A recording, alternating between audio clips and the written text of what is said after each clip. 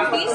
And guess what? Diba? So, kumuha po ako ngayon ng aking cheque. Diba? So, Wow, congrats! yung aking cheque. Diba? So, kakakuha ko lang po siya kanina. And actually, last week ko po siya kinig. Diba? So, ngayon lang po siya na-release. Diba? So, Congratulations. no? So, amazing lang, no? Yung 370,000 income sa online business na ginagawa namin. So actually, hindi lang ako, no?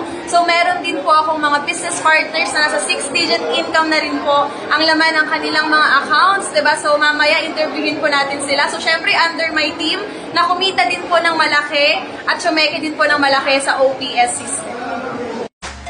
Ayan, so ngayon, di ba? So dito na po ako sa BDO, di ba? Para i-deposit, di ba? Yung check po na nakuha ko, di ba? Sa main office, di ba? So ito na po siya.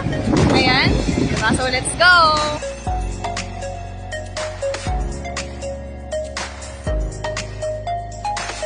Ang nakakabaliw lang po dito is work from home po ito, di ba? So, pinita ko po ito mga partners na nasa bahay lang po ako. Basta may internet ka, kayang-kaya mo din to, di ba? So, walang imposible. So, grabe, no? Gamitin talaga natin ng tama, di ba? Yung ating mga social media accounts, di ba? Para at least mag-provide talaga siya ng income sa atin gamit ang ating mga Facebook, ang ating mga Messenger, ang ating mga TikTok, ang ating mga Reels. Ang magandang part nun, kahit hindi ka po monetize, ay pwede ka talagang kumita sa business natin. Ako po, 3 years ko pa lang pong ginagawang online business namin and nakaka-amaze na rin yung mga naging resulta niya. Kaya sa lahat po ng mga nagtatanong, no, so message nyo lang po ako yung FB ko para ma-assist po namin kayo.